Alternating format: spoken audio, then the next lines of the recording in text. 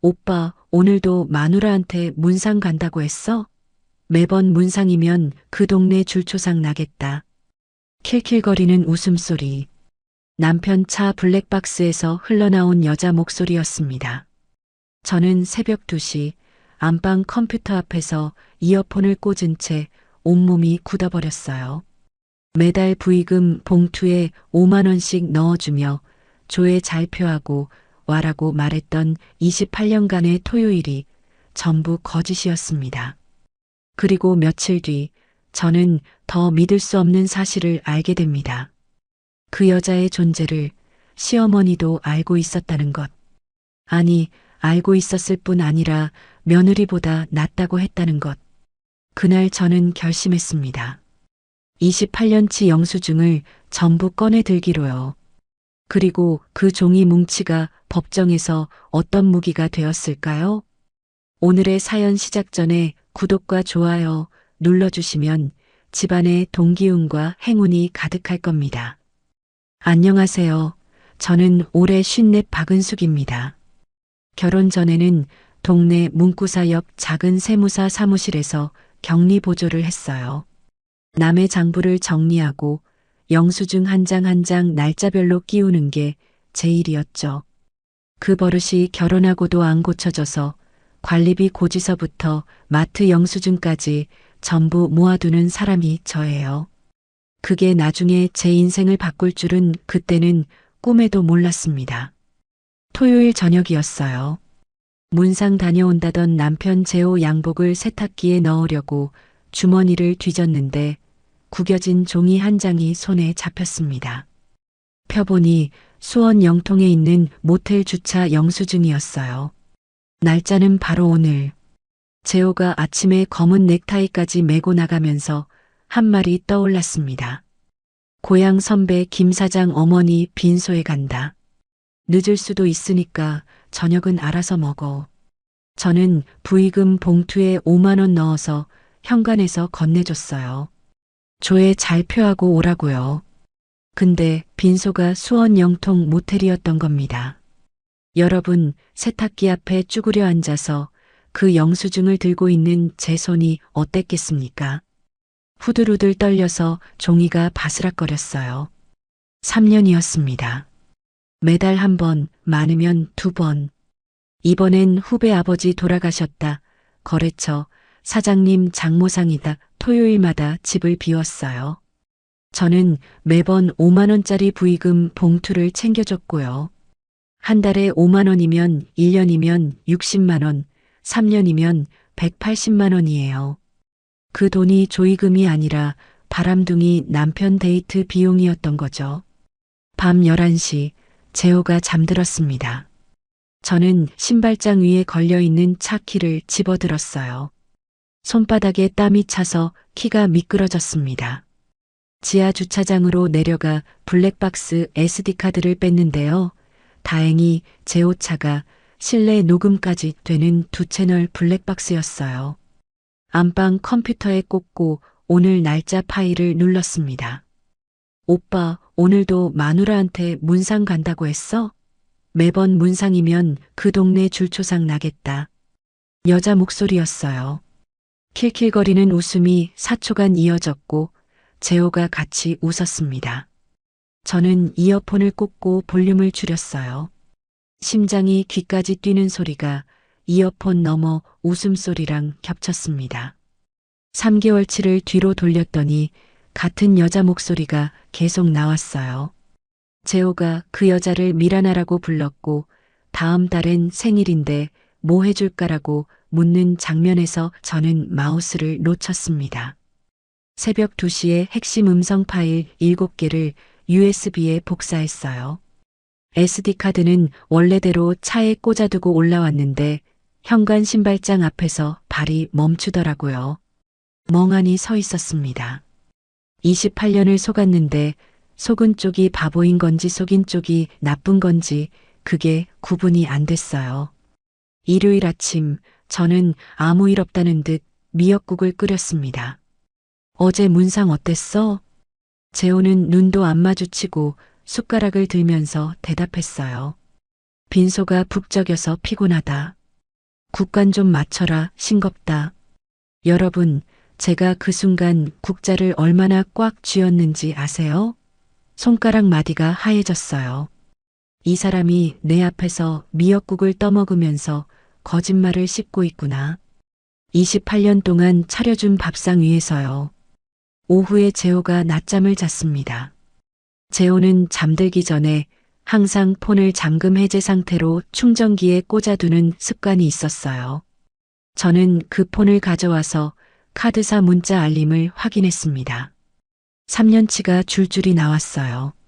백화점 화장품 매장 47만 원, 53만 원, 61만 원, 호텔 뷔페 18만 원, 22만 원, 꽃배달 3만 5천 원. 매달 빠짐없이요. 저는 내 폰 카메라로 그 화면을 하나하나 찍었습니다. 손이 떨려서 사진이 흔들렸어요. 3번씩 다시 찍었습니다. 사람이 어떻게 그럴 수 있나요? 저는 지난달 마트에서 1,900원짜리 두부를 사면서도 카트에 넣었다 뺐다를 3번 했어요. 근데 그 시간에 이 남자는 다른 여자한테 화장품을 47만 원어치 사주고 있었던 겁니다. 그날 밤 잠이 안 왔어요. 거실 소파에 앉아서 28년 전 결혼식 사진을 꺼냈습니다. 면사포 쓴 26살의 내 옆에서 환하게 웃고 있는 재호. 이 사람이 지금 안방에서 코를 골며 자고 있는 그 사람이라니. 같은 얼굴인데 다른 사람 같았어요. 아니, 그때부터 이미 다른 사람이었는지도 모르겠습니다. 새벽 4시, 저는 USB와 카드사 문자 사진들을 옷장 안쪽 겨울 패딩 주머니에 넣었어요. 28년 격리 습관이 이런 데서 쓰일 줄이야. 거울에 비친 제 얼굴을 봤습니다. 울다 지친 얼굴이 아니었어요. 처음 보는 표정이 올라와 있었습니다. 분노도 아니고 슬픔도 아닌 차갑게 가라앉은 뭔가. 저는 그게 결심이라는 걸 그때는 몰랐습니다. 그 다음 주 월요일부터 저는 겉으로는 평소와 똑같이 살았습니다. 새벽 5시 반에 일어나 밥을 하고 재호 도시락을 싸고 시어머니 약을 챙기고요. 근데 안으로는 28년 결혼 생활의 장부를 한 장씩 넘기기 시작했어요. 결혼 첫날부터 시어머니가 선언했습니다. 이삿짐도 안 풀렸는데 부엌으로 저를 부르더니요. 아침은 무조건 쌀밥이야. 내 아들 빈속에 빵 먹이지 마라. 국도 매일 끓여. 된장 아니면 미역 돌아가면서 해. 저는 네 알겠습니다 했어요. 그날부터 28년 하루도 안 빠지고 새벽에 밥을 했습니다. 명절이면 전 부치고 갈비찜하고 잡채 볶고 제사 때는 산적까지 끼웠어요. 근데 여러분, 28년 동안 이 집안에서 은수가 수고했다. 이 한마디를 들어본 적이 없습니다. 단 한 번도요. 2015년 재호가 운영하던 인테리어 업체가 부도났어요. 밀린 자재비에 인건비에 사무실 월세까지 당장 막아야 할 돈이 7천만 원이 넘었습니다. 재호가 저한테 뭐라고 했는지 아세요? 적금 있잖아. 그거 깨. 7년이에요. 새벽 4시에 일어나서 김밥집 일 나가고 오후에는 반찬 배달 뛰면서 한 달에 50만 원씩 모은 적금이 4,200만 원이었습니다. 저는 은행에 가서 그 통장을 해약했어요. 해약할 때 은행 직원이 물었습니다. 만기까지 3개월 남았는데 정말 해약하시겠냐고요.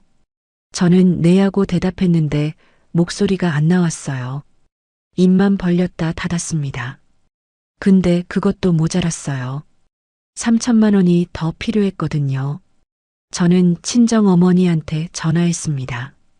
어머니는 아버지 돌아가시고 40년간 혼자 동네 세탁소를 하신 분이에요. 전화기 너머로 제가 오니까 어머니가 물으셨죠. 얼마가 필요하냐고. 3천만 원이라고 했더니 5초간 아무 말이 없으셨어요. 그 5초가 저한테는 5년 같았습니다. 어머니의 노후 자금을 제가 뜯어내는 거니까요. 어머니는 내일 붙여준다고 하셨고 저는 전화 끊고 부엌 바닥에 앉아서 행주로 얼굴을 덮고 울었어요. 합계 7,200만 원. 이 돈을 재호한테 건넸을 때 재호가 한 말 잊을 수가 없습니다. 이 정도는 와이프가 해줘야 하는 거 아니야? 남편이 사업하다 힘들면 집사람이 도와야지. 네가 안 도와주면 누가 도와줘? 여러분, 고맙다가 아니에요. 미안하다도 아니에요. 당연하다는 거예요. 7,200만 원이. 저는 그때 이 말이 고마움의 다른 표현이라고 스스로를 속였어요. 바보 같죠? 시어머니 명의 아파트 얘기를 안 할 수가 없어요. 경기도에 있는 아파트인데 지금 시세가 3억 8천이에요. 그 집 관리비, 재산세, 보일러 교체, 베란다, 방수 공사까지 15년 동안 제가 냈습니다. 통장 이체 내역으로 합산해 보니 약 4,800만 원이더라고요. 관리비가 한 달에 18만 원에서 25만 원 사이였으니까 1년이면 250만 원 가까이 나가요. 15년이면 그것만 3,700만 원이고 거기에 재산세, 수리비 합치면 4,800만 원입니다. 근데 그 집 등기부등본에는 제 이름이 없어요. 시어머니 이름만 딱 적혀 있죠. 시누이 둘째 딸 유학 보조금 800만 원, 재호 교통사고 합의금 부족분 1,200만 원, 시아버지 장례비 분담금 500만 원. 이 집안에 제 돈이 안 들어간 곳이 없는데 돌아온 게 뭔지 아세요? 수요일 저녁이었어요. 재호가 퇴근하고 소파에 드러누워서 TV를 보다가 한마디 했습니다. 반찬이 왜 맨날 똑같냐? 좀 바꿔봐라. 입맛이 없어서 밥을 못 먹겠다. 저는 부엌에서 설거지를 하고 있었어요.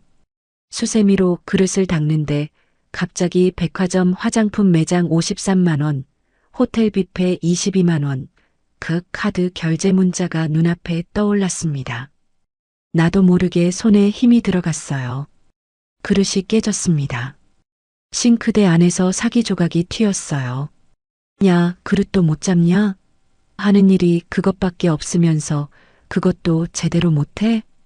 제가 잘못한 건가요?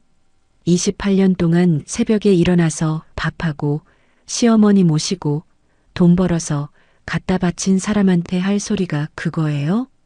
금요일 밤 재호가 잠들고 저는 또 충전기에 꽂혀 있는 재호 폰을 가져왔어요. 카카오톡 미란 대화방을 열었습니다.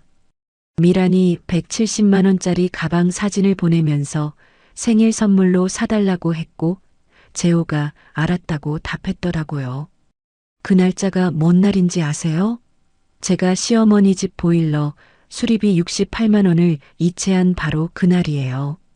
같은 날 한쪽에서는 68만 원 수리비를 내고 한쪽에서는 170만 원 가방을 약속하고 있었던 겁니다. 토요일 재호가 또 검은 넥타이를 메고 현관에 섰습니다. 오늘 후배 할아버지 문상이야. 늦을 수도 있어. 저는 부의금 봉투를 건네면서 재호 눈을 똑바로 봤어요. 이 사람이 눈을 피하나 보자 했거든요. 근데 안 피해요. 태연하게 봉투를 받아들고 금방 올게 하면서 문을 닫았습니다. 3년간 이 짓을 반복하면서 눈 하나 안 깜빡하는 거예요. 진짜 어처구니가 없더라고요. 일요일 서랍장을 정리하다가 서랍 깊숙이 밀어 넣어진 명함 한 장을 발견했습니다. 미란 네일, 대표 최미란. 명함 뒷면에 재호 글씨로 수원 영통 모텔 비밀번호가 적혀 있었어요. 문상 다닌다는 남편 양복 서랍에 상간녀 네일숍 명함이 있었던 겁니다. 속이 뒤집어져서 화장실로 뛰어갔어요. 세수를 하는데 거울 속 제 얼굴이 보였습니다. 주름진 눈가에 다크서클이 내려앉은 쉰냄 먹은 여자 얼굴. 재호는 이 얼굴이 아니라 43 최미란 얼굴을 보면서 웃고 있었던 거예요. 그날 밤 저는 증거를 전부 확인했습니다. USB 속 블랙박스 음성 7개, 카드사 문자 알림 사진 36장, 카톡 화면 사진 4장, 명함 사진 1장. 28년간의 헌신이 숫자로 얼마인지, 이 남자의 배신이 증거로 몇 개인지 정리는 끝났어요. 근데 이걸 누구한테 먼저 말해야 하는지를 모르겠더라고요. 불 끄고 누웠는데 천장만 보였습니다. 그 다음 주 화요일 저는 더 이상 혼자 끌어안고 있을 수가 없었어요. 아들 준혁이한테 전화를 걸었습니다. 퇴근하고 잠깐 볼 수 있냐고요. 준혁이가 뭔 일이냐고 물었는데 저는 만나서 얘기하자고만 했어요. 전화기로는 도저히 꺼낼 수 있는 말이 아니었거든요. 준혁이가 우리 아파트 근처 커피숍으로 나왔습니다. 아메리카노 2잔을 시켜놓고 마주 앉았는데 입이 안 떨어지더라고요. 종이 빨대를 만지작거리면서 한참을 뜸을 들였어요. 준혁아, 엄마가 할 말이 있는데 여기까지 말했을 때 준혁이가 먼저 커피잔을 탁 내려놓았습니다.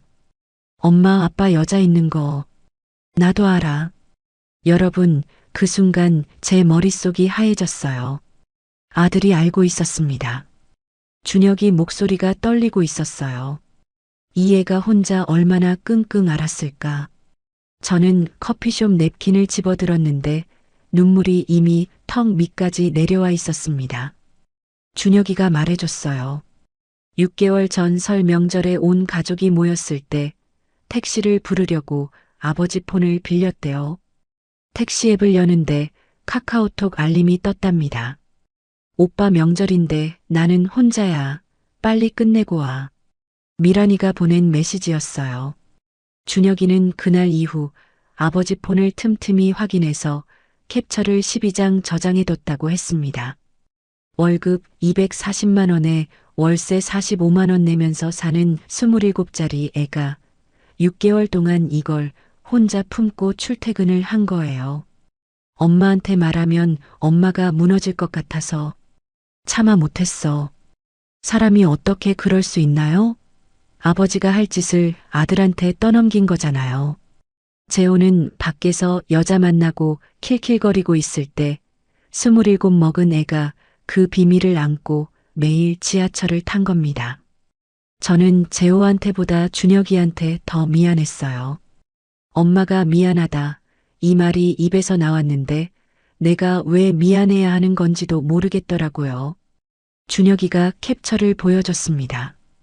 하나씩 넘기다가 한 장에서 손이 멈췄어요. 미란이가 재호한테 보낸 메시지였습니다. 오빠 어머님이 나보고 착하다고 하셨대. 며느리보다 낫다고. 오빠가 전해줬잖아. 저는 그 화면을 들고 있는 손에 힘이 풀려서 폰을 테이블 위에 내려놨어요. 시어머니가 알고 있었습니다.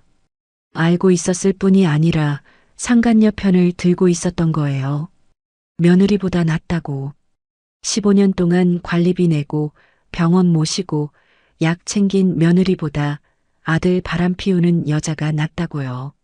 사흘 뒤 토요일 저는 시어머니 아파트에 갔습니다. 확인을 해야 했어요.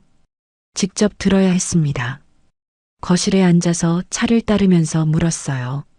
어머니, 재호가 요즘 자주 늦는데 혹시 뭐 아시는 거 있으세요? 시어머니는 TV에서 눈을 안 떼더라고요. 몰라. 남자가 바깥 일이 있는 거지. 바깥일? 그 단어가 걸렸습니다. 저는 한 발 더 들어갔어요. 혹시 재호한테 다른 여자가 있는 건 아닌가요? 그랬더니 시어머니가 그제야 리모컨으로 TV를 끄고 저를 돌아보면서 말했습니다. 그래, 알고 있다. 재호가 좋아하는 여자가 있어. 미란이라고 착한 아가씨더라. 여러분, 착한 아가씨래요. 남의 남편을 3년간 만나면서 마누라 정리하라고 조르는 여자가 착한 아가씨라고요. 저는 귓속에서 윙하는 소리가 나면서 시어머니 입모양만 보였어요. 소리가 안 들렸습니다. 28년간 이 사람 병원비를 내고 약을 챙기고 명절마다 차례상을 차린 며느리 앞에서 상간녀를 착한 아가씨라고 부르는데 제가 무슨 말을 할 수 있겠습니까? 근데 시어머니는 거기서 안 멈추더라고요. 네가 좀 부족하니까 재호가 밖에서 찾는 거 아니겠어. 나이도 먹을 만큼 먹었으니까 깔끔하게 이혼해 주는 게 도리지. 이혼해 주는 게 도리래요. 도리. 15년 동안 관리비 4,800만 원을 낸 며느리한테 할 소리가 이혼해 주는 게 도리라고요. 시어머니가 제 손 위에 자기 손을 포개 얹었는데 그 손이 따뜻해서 더 소름이 끼쳤어요. 저는 그 손을 천천히 빼면서 물었습니다. 어머니, 제가 이 집에 15년 동안 얼마를 냈는지 아세요? 그건 며느리 도리지. 돈 얘기를 하면 되겠니? 즉, 혀를 차더라고요. 돈 얘기를 하면 안 된대요. 돈은 내가 내고, 돈 얘기는 내가 하면 안 되고, 이혼은 내가 해줘야 하는 거래요. 여러분, 이게 사람한테 할 소리입니까? 시어머니 집 현관에서 신발을 신으면서 15년간 이 현관에서 허리 숙여 인사한 횟수를 세려다 관뒀어요. 셀 수가 없으니까. 엘리베이터를 기다리는데 자기도 모르게 웃음이 나왔습니다. 서러워서 나오는 웃음이 아니었어요.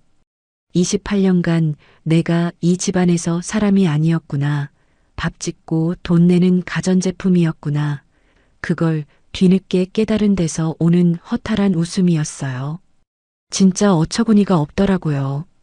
아파트 단지를 빠져나오면서 준혁이한테 문자를 보냈습니다. 준혁아, 할머니도 알고 있었어. 엄마 이혼한다. 보내고 나서 제 문자를 다시 읽어봤어요. 이혼한다는 세 글자가 생각보다 담담하더라고요. 결심은 시어머니 거실에서 시작된 게 아니었어요. 블랙박스를 확인한 그 새벽에 이미 시작됐던 겁니다. 저는 그걸 그제야 인정했습니다. 집에 돌아오니 재호가 부엌에서 라면을 끓이고 있었어요. 저는 문 열고 들어서면서 재호 뒷모습을 봤습니다. 냄비에 계란을 하나만 넣더라고요. 나머지 하나는 냉장고에 남겨두는 거예요. 내일 자기가 먹으려고. 28년을 같이 살았는데 이 사람은 자기 몫을 챙기는 사람이지 나를 위해 뭔가를 남기는 사람은 한 번도 아니었습니다. 저는 신발을 벗으면서 결심했어요. 내일부터 움직이자. 이번에는 나를 위해서. 그 주 수요일 오후 저는 처음으로 주민센터에 갔습니다. 이혼을 하겠다고 결심은 했는데 어디서부터 시작해야 할지 도무지 모르겠더라고요.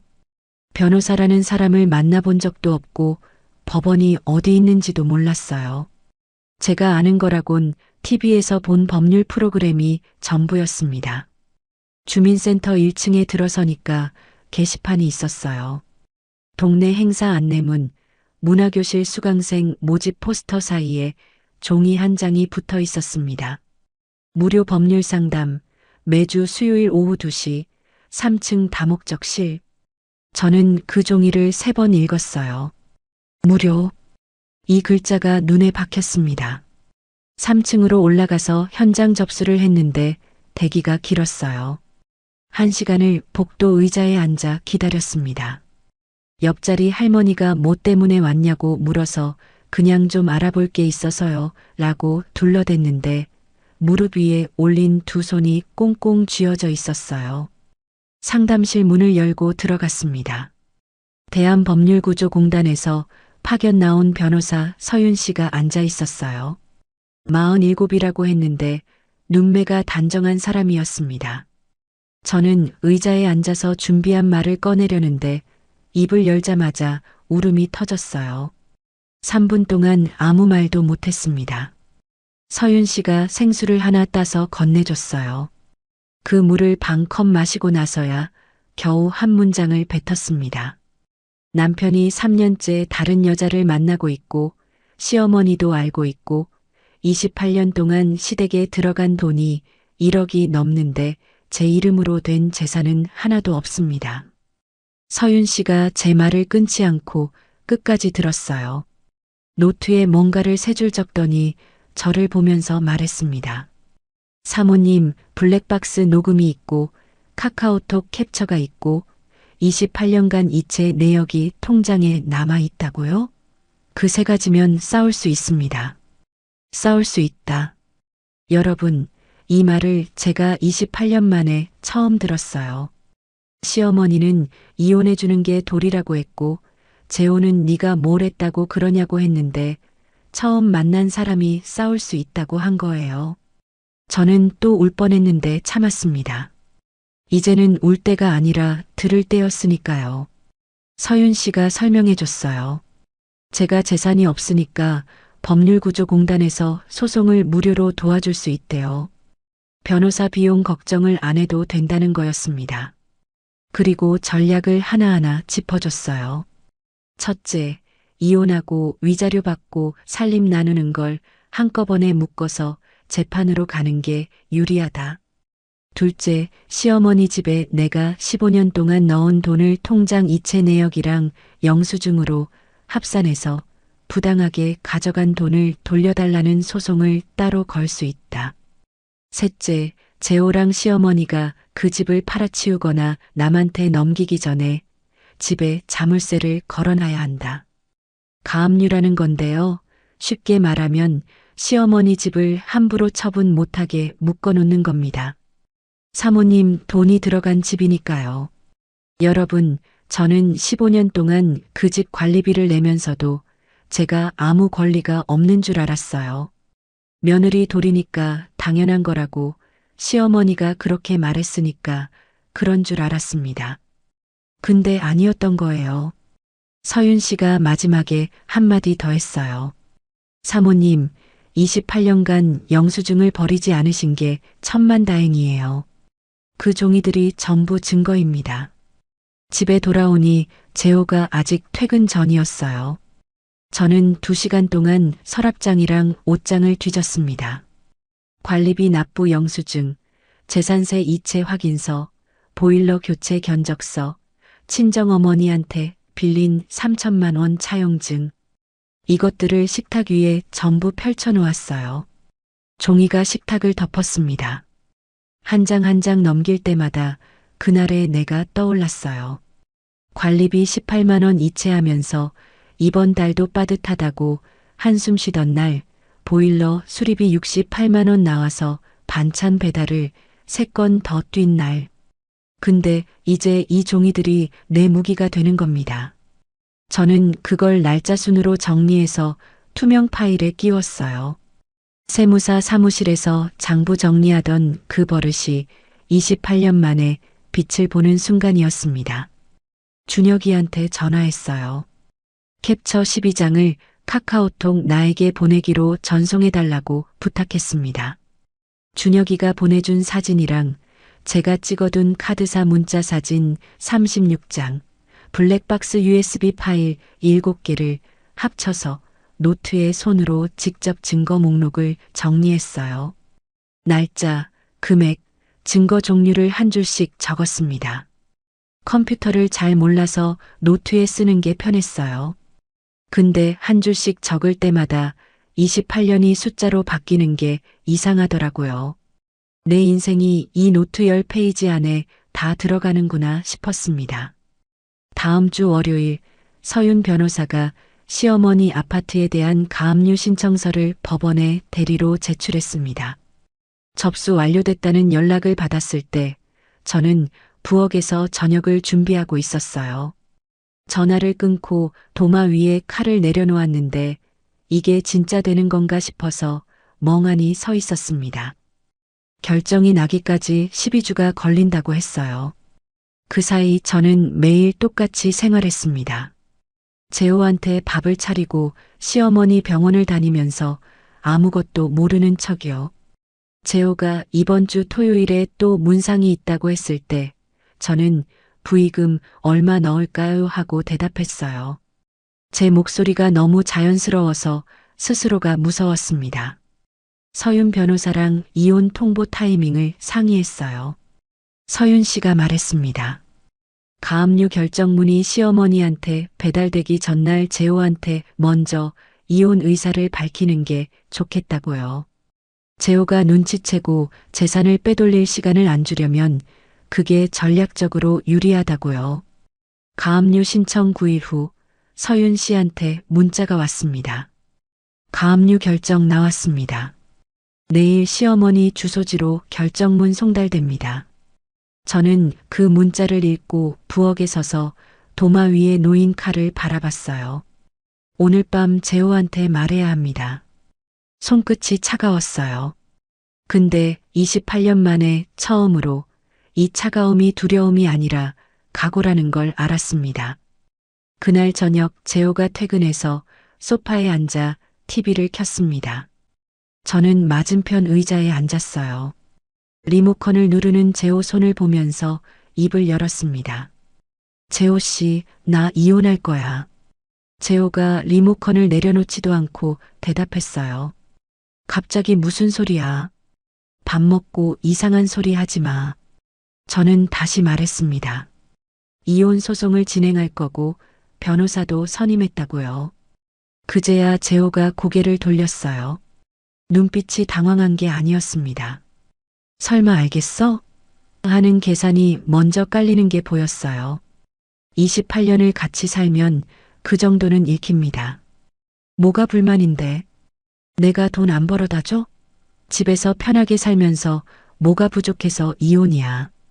저는 식탁 위에 아무것도 꺼내놓지 않았어요. 대신 입으로 꺼냈습니다.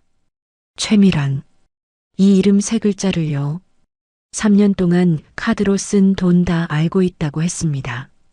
최미란이라는 소리가 거실 공기를 가르는 순간 재호 얼굴에서 핏기가 빠지더라고요.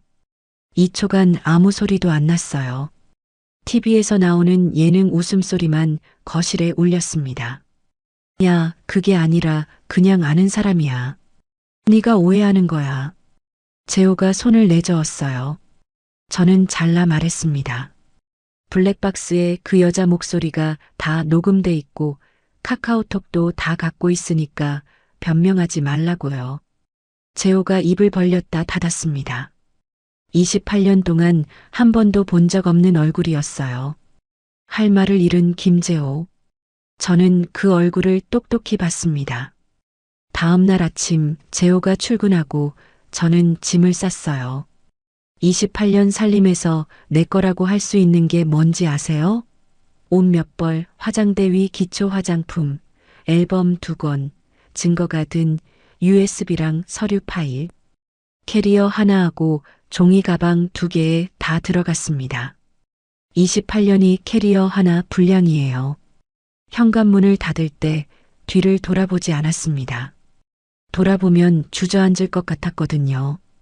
바로 그날 오후 시어머니 아파트로 가압류 결정문이 등기 우편으로 배달됐습니다. 시어머니가 봉투를 뜯어 읽고는 재호한테 전화를 했어요. 야, 내 집에 가압류가 들어왔는데 이게 뭐냐? 박은숙이 이름이 적혀 있어. 재호가 회사에서 벌떡 일어났대요. 그제야 제가 법적으로 움직였다는 걸 안 거죠. 그날 저녁 7시부터 자정까지 제 핸드폰에 재호 전화가 50통 왔습니다. 50통이에요. 저는 전화를 안 받았어요. 준혁이가 급하게 구해준 고시원 방에 앉아서 진동으로 바꾼 폰이 침대 위에서 부르르 떠는 걸 바라봤습니다. 한 번 떨 때마다 화면에 김재호가 떴다 사라졌어요. 28년 동안 이 이름이 뜨면 후다닥 받았는데 안 받으니까 세상이 조용하더라고요. 다음 날 아침에 폰을 확인했습니다. 시어머니한테서 23통, 그리고 모르는 번호 3통. 시어머니 문자도 와 있었어요. 너 지금 뭐 하는 거냐? 당장 가압류 풀어. 내 집이야, 내 집. 저는 모르는 번호 3개 중 마지막 번호에 전화가 또 오길래 받았습니다. 여자 목소리가 들렸어요. 언니, 저 미란이에요. 오해가 있는 것 같은데 만나서 얘기 좀 할 수 있을까요? 블랙박스에서 듣던 킬킬거리는 그 톤이 아니었어요. 급하고 떨리는 목소리였습니다. 상황이 그쪽에서도 심각해진 거죠. 저는 3초간 숨을 고르고 입을 열었습니다. 누구세요? 전화를 그렇게 하시면 줄초상 나겠어요. 끊었습니다. 여러분, 그 3초 동안 제 심장이 얼마나 뛰었는지 몰라요. 근데 끊고 나니까 손이 안 떨리더라고요. 28년 동안 네네 했던 사람이 처음으로 전화를 끊었어요. 그게 그렇게 시원할 줄 몰랐습니다. 재호가 미란이한테 시어머니 집을 팔아서 전세를 해주겠다고 약속했다는 거, 저는 준혁이 카톡 캡처로 이미 알고 있었어요. 가압류가 걸리니까 그 약속이 깨진 거죠. 미란이가 재호한테 따지기 시작했습니다. 나한테 한 약속은 어떻게 되냐고요. 준혁이가 시어머니 폰에서 재호 문자를 확인해 알려줬어요. 서로 물어뜯기 시작한 겁니다. 진짜 어처구니가 없더라고요. 3년 동안 한편이었던 사람들이 돈줄이 막히니까 바로 갈라지는 거예요. 서윤 변호사가 움직였습니다. 가정법원에 이혼이랑 위자료랑 재산 나누는 걸 한꺼번에 묶은 소장을 냈고 시어머니한테 부당하게 들어간 돈을 돌려달라는 소송을 따로 냈고 상간녀 미란이한테 손해배상 소송도 따로 냈어요. 총 3건이 동시에 돌아가는 겁니다. 재호 쪽에서는 계속 연락이 왔어요. 집에 돌아오라. 다시 잘해보겠다. 서윤 씨가 일체 응하지 말라고 했고 저는 그 말을 따랐습니다. 이혼 소송 1차 조정기일이 잡혔어요. 법원 복도에서 재호가 저를 붙잡았습니다. 야, 이러지 말고 집에 들어와. 미란이 정리할게. 다시 잘해보자. 저는 재호 손을 떼어내면서 말했어요. 28년 동안 잘해보겠다는 말, 오늘 처음 듣네. 법정 문을 열고 들어갔습니다. 서윤 씨가 미리 말해뒀어요. 재호가 조정에 응하지 않을 가능성이 높으니까 재판으로 넘어갈 준비를 해야 한다고요. 법정 의자에 앉으면서 저는 생각했어요. 28년 만에 처음으로 이 남자 앞에서 내 말을 했구나. 떨렸냐고요? 떨렸죠. 근데 세탁기 앞에서 모텔 영수증 들고 떨었던 그때랑은 달랐습니다. 그때는 무서워서 떨었고 지금은 내가 한 선택 앞에 서서 떨고 있는 거였으니까요. 이혼 소송이 조정 불성립으로 재판에 들어간 지 한 달째 되는 날 새벽이었습니다. 고시원 방에서 자고 있는데 전화가 울렸어요. 화면에 119라고 떠 있었습니다. 심장이 쿵 내려앉았어요. 전화 너머로 구급대원 목소리가 들렸습니다. 친정 어머니가 새벽에 화장실에서 쓰러지셨는데 이웃이 발견해서 응급실로 이송했다고요. 저는 맨발에 슬리퍼를 끌고 고시원을 뛰쳐나갔습니다. 택시를 잡았는데 택시비가 1만 5천 원이 나왔어요. 체크카드 결제음이 찍힐 때 통장 잔고 120만 원에서 또 빠져나간다는 생각이 먼저 들었습니다. 여러분, 엄마가 쓰러졌는데 택시비 걱정을 하고 있는 저를 아시겠습니까? 그게 제 형편이었어요. 응급실에 도착하니 어머니는 뇌경색 진단을 받고 중환자실에 들어가 계셨습니다. 담당 의사가 말했어요. 골든타임 안에 오셔서 다행이지만 왼쪽에 마비가 남을 수 있고 수술 후에 최소 3개월은 요양이 필요하다고요. 수술비랑 입원비 합쳐서 약 600만 원, 요양병원 보증금은 별도라고요. 600만 원. 저는 중환자실 유리창 너머로 산소 마스크를 쓰고 누워 계신 어머니를 봤습니다. 다리에 힘이 풀려서 유리창에 손을 짚었어요. 우리 어머니가 어떤 분인지 아세요? 아버지가 일찍 돌아가시고 40년간 혼자 동네 세탁소를 운영하신 분이에요. 다림질하느라 손바닥에 화상 자국이 3군데 있는 분이에요.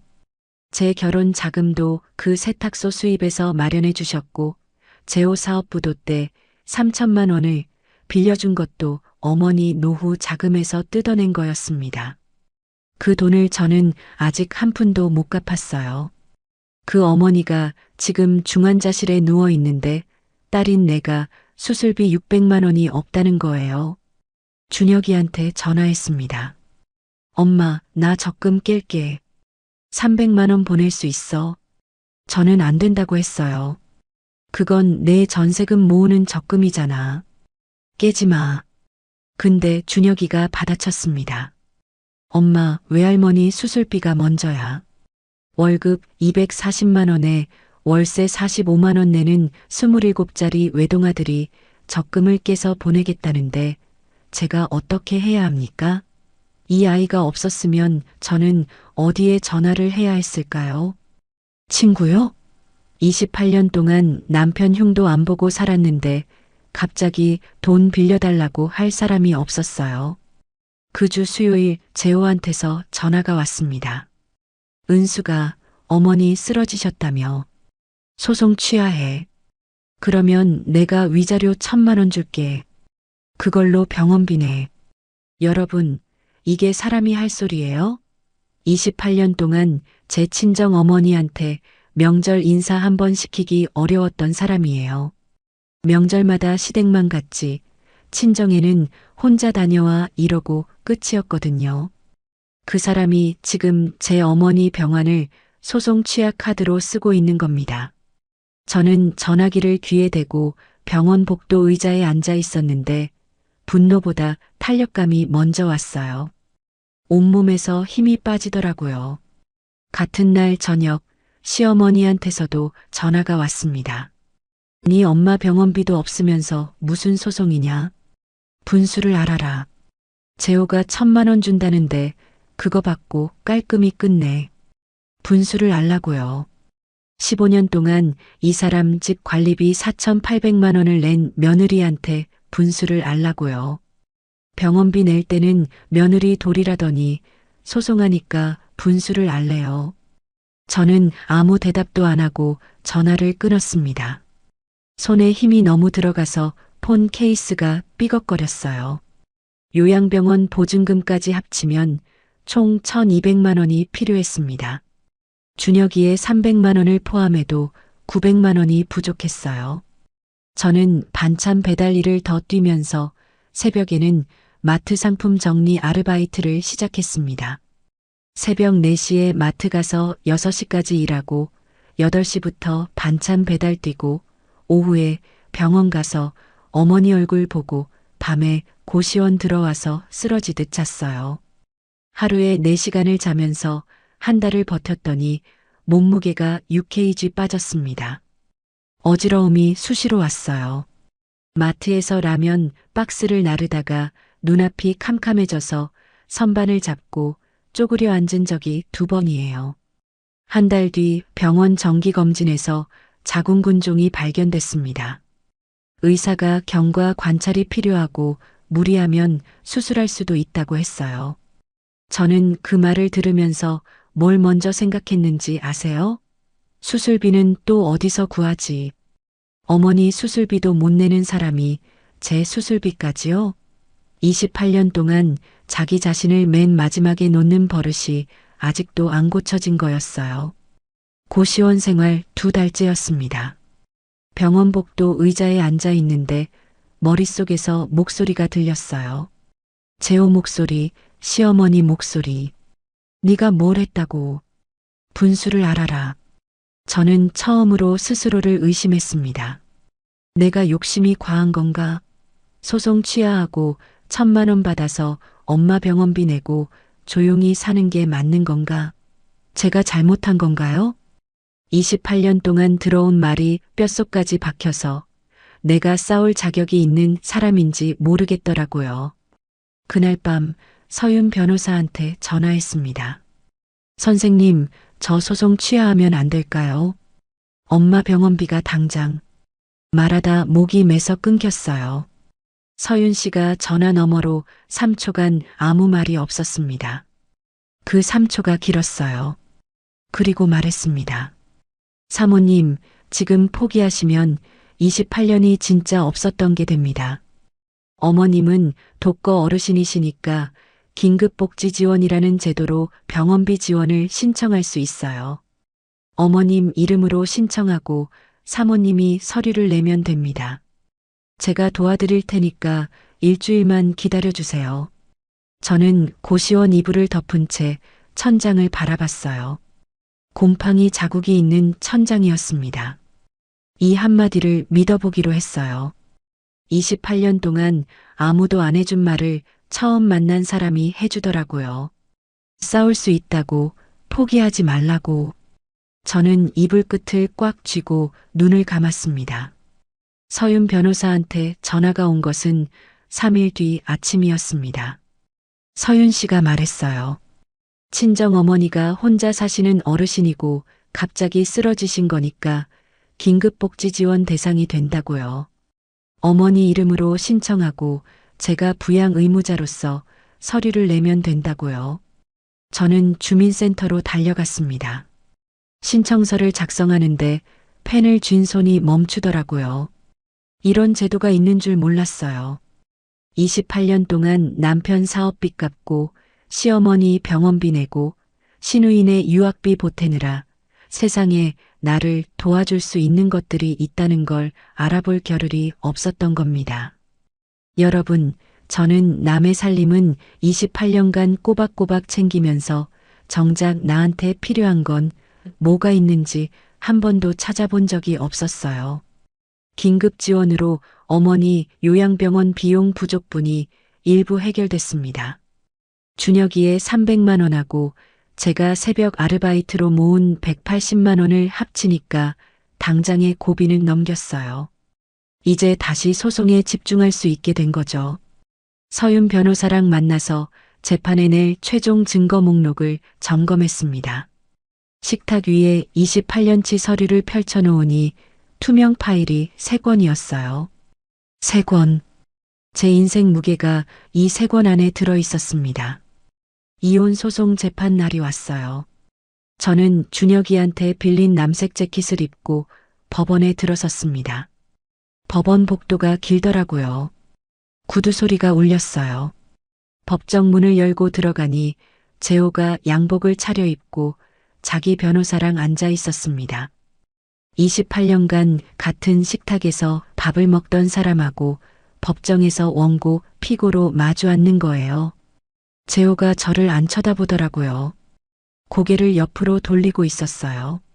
그 옆모습을 보면서 아, 이게 현실이구나 싶었습니다. 서윤 변호사가 증거를 꺼냈습니다. 하나씩요. 블랙박스 녹음 파일을 법정에서 틀었어요. 미란이 목소리가 법정 스피커로 나왔습니다. 오빠, 오늘도 마누라한테 문상 간다고 했어? 재호가 고개를 숙였어요. 그 다음에 카카오톡 캡처 12장. 미란이가 마누라 정리하고 자기랑 살자고 보낸 메시지. 재호가 조금만 기다리라고 답한 메시지. 재호 쪽 변호사가 서류를 넘기는 속도가 느려지더라고요. 그 다음이 제 무기였습니다. 카드사 결제 문자 사진 3년치. 백화점 화장품 47만 원, 53만 원, 61만 원. 호텔 뷔페 18만 원, 22만 원. 매달 빠짐없이요. 그리고 시어머니 아파트 관리비 이체 내역 15년치. 재산세 납부 확인서. 보일러 교체 영수증. 방수공사 견적서. 투명 파일에서 한 장씩 나올 때마다 재호는 고개를 더 숙였고 자기 손등만 바라보고 있었어요. 재호 쪽 변호사가 반박했습니다. 시어머니 아파트에 들어간 비용은 부부가 같이 사는데 쓰는 생활비의 일부라서 자연스러운 지출이라고요. 서윤 변호사가 바로 받아쳤어요. 관리비, 재산세, 수리비 전액이 제 이름 통장에서 단독으로 나간 내역이 15년간 이어지고 있고 재호나 시어머니 쪽에서 한 푼이라도 낸 기록은 단 한 건도 없다고요. 재판부가 서류를 다시 펼쳐서 꼼꼼히 넘기는 게 보였습니다. 저는 그 순간 15년 동안 관리비 고지서를 버리지 않은 제가 고마웠어요. 세무사 사무실에서 장부 정리하던 그 습관이 28년 만에 법정에서 빛을 본 겁니다. 이혼 소송 판결이 나오고 약 2주 뒤에 시어머니한테 돈 돌려달라는 소송이랑 미란이한테 손해배상 소송 판결도 잇따라 나왔어요. 3건 합산 결과를 서윤 변호사가 전화로 알려줬습니다. 이혼 인용, 재호한테 위자료 3천만 원, 시어머니한테 부당하게 들어간 돈 반환 1억 2천만 원. 상간녀 미란이한테 손해배상 2천만 원. 합계 1억 7천만 원. 여러분, 1억 7천만 원이 28년 값이라고 하기엔 터무니없이 적죠. 근데 저한테는 생애 처음으로 오롯이 내 돈인 거예요. 28년 동안 벌어서 남 줬지 내 이름으로 가져본 적이 없었거든요. 법원 복도 벤치에 앉아서 한참을 못 움직였습니다. 다리에 힘이 없어서가 아니에요. 이 숫자가 진짜라는 게 실감이 안 나서요. 시어머니는 1억 2천만 원을 현금으로 갚을 돈이 없었어요. 결국 본인 아파트를 매물로 내놓을 수밖에 없게 됐습니다. 재호가 어머니한테 집을 팔아야 한다고 했더니 시어머니가 소리를 질렀대요. 그년한테 돈 쓸 때는 언제고 이제 와서 내 집을 팔아? 네가 그 꼴을 만들어 놓고 내 집을 건드려? 상간녀를 착한 아가씨라고 두둔하던 시어머니가 이제 아들한테 등을 돌린 겁니다. 돈이 막히니까요. 미란이도요. 손해배상 2천만 원 판결받고 재호한테 따졌대요. 처음부터 이혼할 생각도 없었으면서 나를 이용한 거잖아. 3년 동안 나한테 한 말이 다 거짓말이었어? 재호가 약속한 전세 자금도 시어머니 아파트를 팔아봐야 판결금이랑 위자료 빼면 남는 돈이 거의 없으니까 미란이한테 돌아갈 몫이 사라진 거예요. 미란이가 마지막으로 한 말이 뭔지 아세요? 돈도 없는 남자한테 뭘 더 바라겠어. 그게 3년 이중 생활의 끝이었습니다. 판결 확정 후에 재호가 저한테 마지막으로 전화를 걸었어요. 은수가 이렇게까지 해야 했냐? 저는 잠깐 생각했습니다. 그리고 대답했어요. 28년 동안 내가 그 말을 하고 싶었어. 전화를 끊었습니다. 시원하다거나 슬프다거나 그런 게 아니었어요. 그냥 끝났다 라는 단정한 감각만 남더라고요. 고시원 생활 넉 달째 퇴원해서 재활 치료 중인 친정어머니한테 전화했어요. 어머니가 아직 발음이 어눌한 목소리로 말씀하셨습니다. 은수가 엄마 때문에 고생하지. 미안하다. 저는 대답했어요. 어머니, 미안하긴요.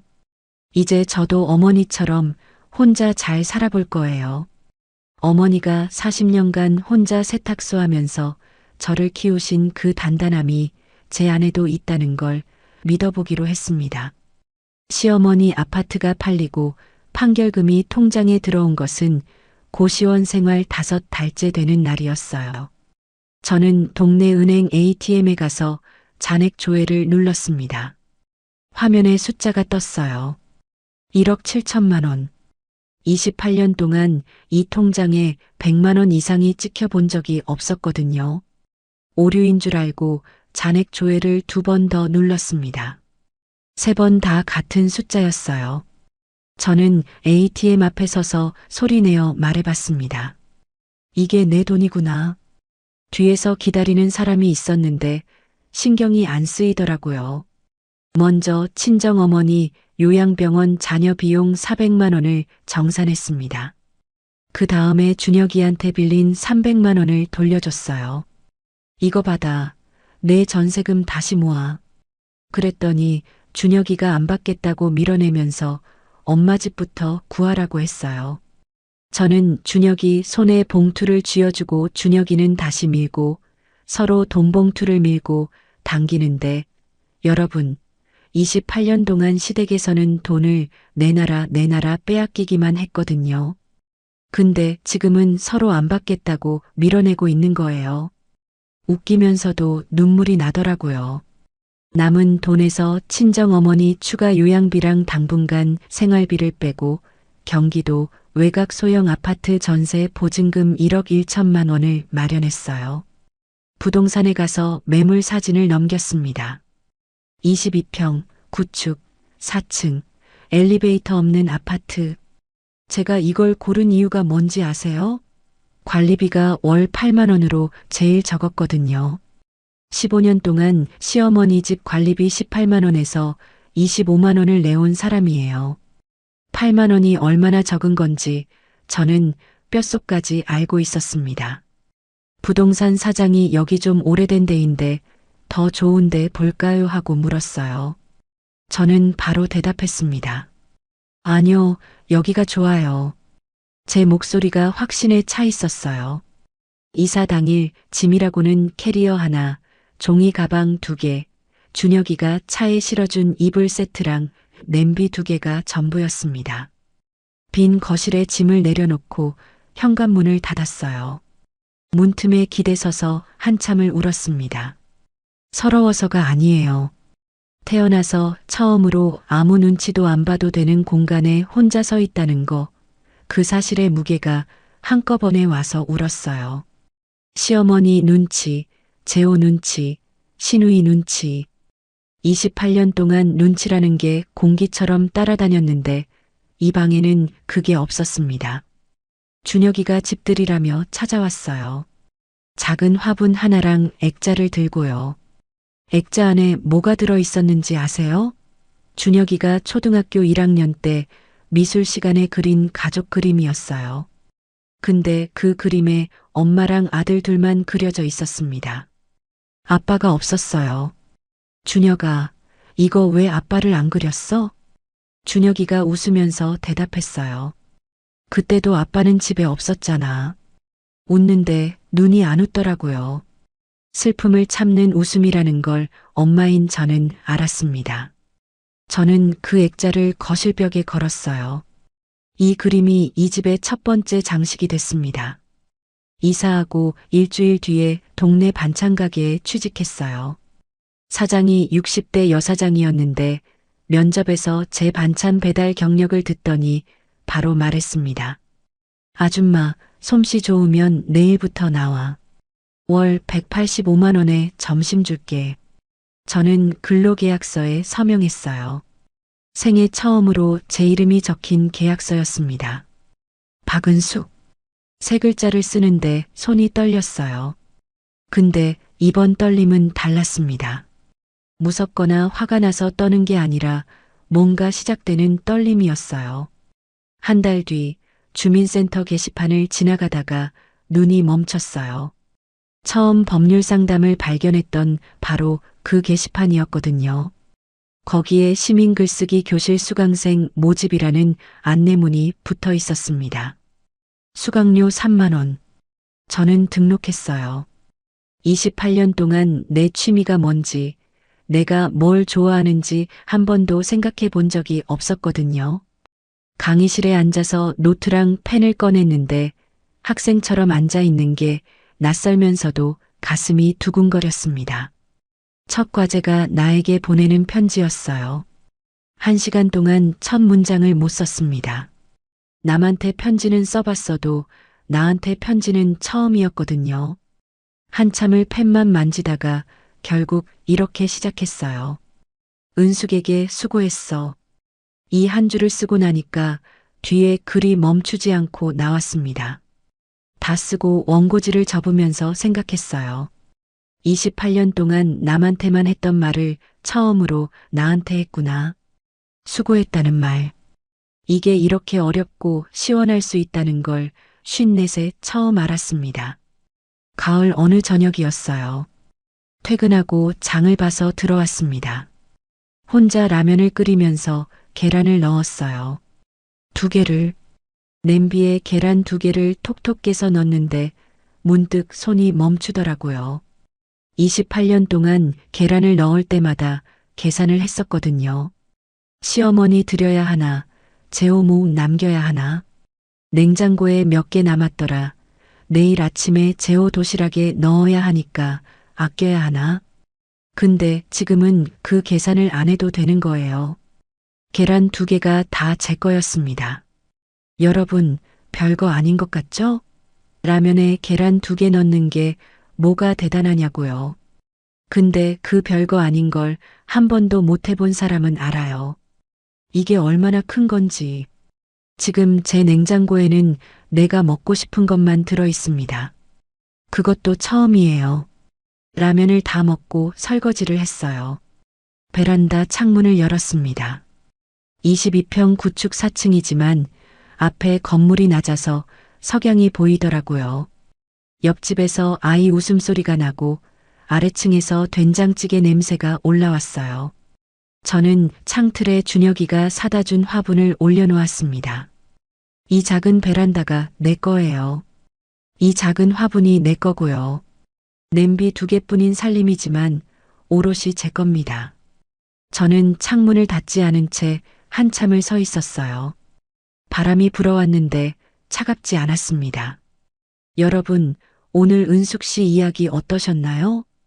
28년 동안 새벽에 일어나 밥을 짓고 부의금 봉투를 챙겨주고 시어머니 병원을 다니고 남편 빚을 갚아줬던 사람이에요. 돌아온 건 네가 뭘 했다고와 밥값은 하냐뿐이었죠. 그 세월 동안 은숙 씨가 잃어버린 건 돈만이 아니었습니다. 자기 자신이었어요. 내가 뭘 좋아하는지, 내가 뭘 먹고 싶은지 그런 걸 한 번도 생각해 본 적이 없었다는 거잖아요.